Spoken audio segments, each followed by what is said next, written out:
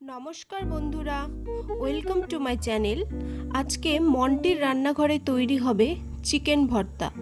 রুটি, পরোটা, নান সব কিছুর সাথেই কিন্তু এই চিকেনের রেসিপিটি খুবই পারফেক্টভাবে যায়। আজকে বাড়িতেই তোমরা কিভাবে চিকেন ভর্তা তৈরি করে নেবে, তাও আবার রেস্টুরেন্ট স্টাইলে, সেটাই কিন্তু আমি দেখাবো। চলো তাহলে কিভাবে এই রেসিপিটা আমি তৈরি করলাম সেটি দেখে নেওয়া যাক। রেসিপিটি বানানোর জন্য প্রথমেই আমি এখানে নিয়ে নিয়েছি 500 গ্রাম মতো বোনলেস চিকেন।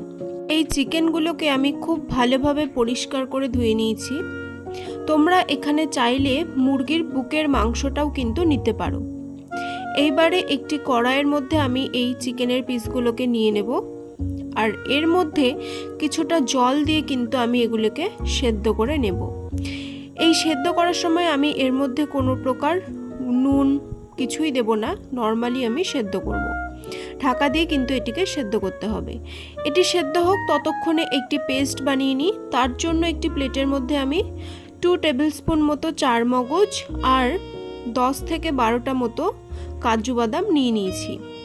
এইবারে এটিকে ভালোভাবে পেস্ট করে নেব। আমি কিন্তু পাটায় বেটেছি, তোমরা চাইলে মিক্সিতেও ঘুরিয়ে নিতে পারো। এদিকে দেখো চিকেনগুলো কিন্তু খুব ভালোভাবে সেদ্ধ হয়ে গেছে, আর চিকেনের থেকে কিন্তু হালকা তেলটাও ছেড়েছে। এইবারে এই চিকেনটিকে নামিয়ে নেব এবং স্টকটাকে আলাদা করে নেব। এবারে কড়াইয়ের মধ্যে 3 টেবিল স্পুন মতো সাদা তেল গরম করে এর মধ্যে দিয়ে দেব পেঁয়াজ কুচি। এখানে আমি 3টি বড় সাইজের পেঁয়াজকে ভালোভাবে কুচিয়ে নিয়েছি। এইবারে পেঁয়াজটিকে দিয়ে ভালোভাবে লাল লাল করে কিন্তু এই পেঁয়াজটিকে ভেজে নিতে হবে। এই পেঁয়াজের মধ্যে আমি দিয়ে দেব সামান্য নুন। এখানে আমি 1/2 টিস্পুন মতো নুন দিয়েছি। এইবারে খুব ভালোভাবে এটিকে নাড়িয়ে চাড়িয়ে কিন্তু মিডিয়াম আঁচে এই পেঁয়াজটিকে লাল লাল করে ভেজে নিতে হবে। চলো তাহলে পেঁয়াজটিকে ভেজে নিই। তো পেঁয়াজটি ভাজা হচ্ছে, আর এই দিকে ততক্ষণে আমি যে সেদ্ধ করে চিকেনগুলো রেখেছিলাম সেটিকে হাত দিয়ে এভাবে প্রেস করে কিন্তু ভেঙে নেব। তোমরা যদি গোটা বুকের মাংস নাও তাহলে কিন্তু কাঁটা চামচ দিয়েও ছাড়িয়ে নিতে পারো। দেখো আমি মাংসগুলোকে কিন্তু এভাবে ভেঙে নিয়েছি। মাংসগুলোকে ভেঙে কিন্তু আমি খুব সুন্দর মাংসের ঝুড়ো তৈরি করে নিলাম। এদিকে দেখো পেঁয়াজগুলোও কিন্তু খুব ভালোভাবে ভাজা হয়ে গেছে, হালকা লাল লাল ভাবও কিন্তু এর মধ্যে চলে এসেছে। এটিকে আরও একবার খুব ভালোভাবে নাড়িয়ে চাড়িয়ে নিলাম। এইবারে এর মধ্যে দিয়ে দেব 2 টেবিল স্পুন মতো রসুন বাটা। রসুন বাটাটি এখানে হালকা লাল রং লাগছে, কারণ আমি টমেটো যেখানে পেস্ট করেছি সেখানেই কিন্তু আমি তারপরে রসুনটা বেটেছিলাম, সেই জন্য। এইবারে এটিকে খুব ভালোভাবে একটু নাড়িয়ে চাড়িয়ে 2 থেকে 3 মিনিট মতো হালকা ফ্রাই করে নেব। তারপর কিন্তু আমি এর মধ্যে দিয়ে দেব কিছুটা পরিমাণ জল। এখানে আমি 1/2 কাপ মতো জল কিন্তু এর মধ্যে দিয়েছি। এইবারে এর মধ্যে এক এক করে সব মশলা দিয়ে দেব।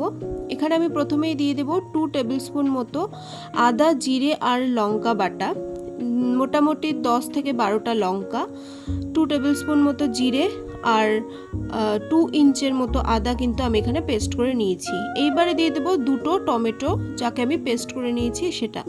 তারপরে দিয়ে দেব 1/2 টিস্পুন মতো হলুদ গুঁড়ো, দিয়ে দেব 1/2 টিস্পুন মতো লাল লঙ্কা গুঁড়ো মানে কাশ্মীরি রেড চিলি, তারপরে দেব 1/2 টিস্পুন মতো চিকেন কারি মশলা। এইবারে এর মধ্যে দিয়ে দেব স্বাদ অনুযায়ী নুন। তারপর এর মধ্যে দিয়ে দেব ক্যাপসিকামের কিউব। আমি 1/2 ক্যাপসিকাম এখানে কিউব করে নিয়েছি। এটি অপশনাল, তোমরা চাইলে এটি নাও দিতে পারো, আমার ভালো লাগে আমি তাই দিয়েছি। এইবারে খুব ভালোভাবে এটিকে একবার মিশিয়ে নেব এবং এটিকে খুব ভালোভাবে কষিয়ে নেব যতক্ষণ পর্যন্ত না এর থেকে তেল ছেড়ে আসছে। আর এই মশলাটা কিন্তু মিডিয়াম আঁচে কষিয়ে নিতে হবে। দেখো মশলাটা কিন্তু কষানো হয়ে গেছে, আর এই মশলাটি থেকেও খুব সুন্দর তেল ছেড়ে এসেছে এবং মশলার কাঁচা গন্ধটাও কিন্তু চলে গেছে। এবারে আমি এর মধ্যে দিয়ে দেব সেই গুঁড়িয়ে রাখা চিকেনগুলোকে এর মধ্যে খুব ভালোভাবে দিয়ে দিলাম। এইবারে কিন্তু এটিকে খুব ভালোভাবে মশলার সাথে মিশিয়ে নিতে হবে, যাতে সম্পূর্ণ চিকেনের সাথে কিন্তু মশলাটি মিশে যায়। তারপর এটিকে আরও 5 থেকে 10 মিনিট মতো আমি কিন্তু কষিয়ে নেব মশলার সাথে। আর এই সময়েও কিন্তু গ্যাসের ফ্লেমটিকে মিডিয়ামে রাখতে হবে, না হলে কিন্তু চিকেনটা কড়াইয়ের সাথে লেগে যেতে পারে। কারণ এই চিকেনটা কিন্তু মশলার সাথে যখন মিশবে এটা কিন্তু ড্রাই হয়ে যাবে। এবারে এর মধ্যে দিয়ে দেবো চিকেন স্টকটা, যেটা কিন্তু আমি আলাদা করে আগেই রেখে দিয়েছিলাম। এবারে খুব ভালোভাবে এটিকে মিশিয়ে নিতে হবে, আর গ্যাসের ফ্লেমটিকে কিন্তু এই সময় বাড়িয়ে দিতে হবে। তারপরে একটু ফুটে আসলে কিন্তু গ্যাসের ফ্লেমটিকে আবারও লোতে করে দেব। খুব ভালোভাবে কিন্তু এটিকে মিশিয়ে নিতে হবে। মেশানো হয়ে গেছে, দেখো এই চিকেনের মানে যেটা গ্রেভিটাও কিন্তু ফুটে এসেছে আর হালকা তেলও ভেসে এসেছে। এই সময় এর মধ্যে দিয়ে দেব চারমগজ আর কাজু বাটা, যেটা আমি আগে করে রেখেছিলাম। এবারে খুব ভালোভাবে এটিকে মিশিয়ে নেব, যাতে খুব ভালোভাবে মশলাটি মিশে যায়। এবং গ্যাসের ফ্লেমটা কিন্তু এই সময়ও লোতে রাখতে হবে এবং খুব ভালোভাবে কিন্তু এটিকে ফুটিয়েও নিতে হবে। যখন গামাখা গামাখা ব্যাপারটি চলে আসবে তখন এর মধ্যে দিয়ে দেব গুঁড়িয়ে নেওয়া গোলমরিচ। এখানে কিন্তু আমি গোলমরিচ গুঁড়ো ব্যবহার করিনি, গোটা গোলমরিচটিকেই কিন্তু আমি এখানে হালকা গুঁড়িয়ে নিয়েছি।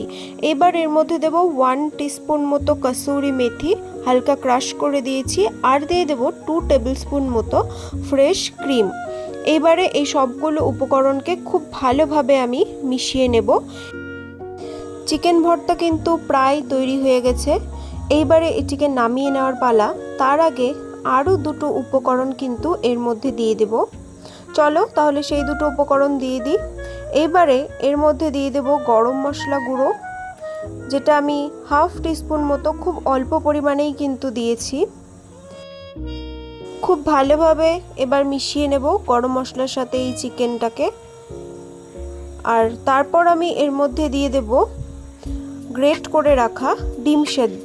এখানে আমি একটা ডিমকে ভালো করে গ্রেট করে নিয়েছি আর এটিকে এর মধ্যে মিশিয়ে দেব। কিছুটা আমি আলাদা করে রেখেছি পরে গার্নিশিংয়ের জন্য, আর বেশিরভাগটাই কিন্তু আমি এর মধ্যে দিয়ে এটিকে মিশিয়ে নিলাম। আর এটিকে গার্নিশ করার সময় কিন্তু আমি এর ওপর একটা সেদ্ধ ডিমও হাফ করে কেটে দিয়ে দেব। তাহলে বন্ধুরা তৈরি হয়ে গেল চিকেন ভর্তা। তোমরা বাড়িতে রাতের ডিনারের জন্য অবশ্যই এই রেসিপিটি একদিন ট্রাই করে দেখো, আশা করছি তোমাদের ভালো লাগবে। আরও এমন রেসিপি পাওয়ার জন্য অবশ্যই ভিডিওটি লাইক করবে, শেয়ার করবে এবং চ্যানেলটিকে সাবস্ক্রাইব করে পাশে থাকবে। আর নতুন রেসিপি পাওয়ার জন্য অবশ্যই বেল আইকনটিকে প্রেস করে রাখবে। আজ তবে চলি, থ্যাংক ইউ।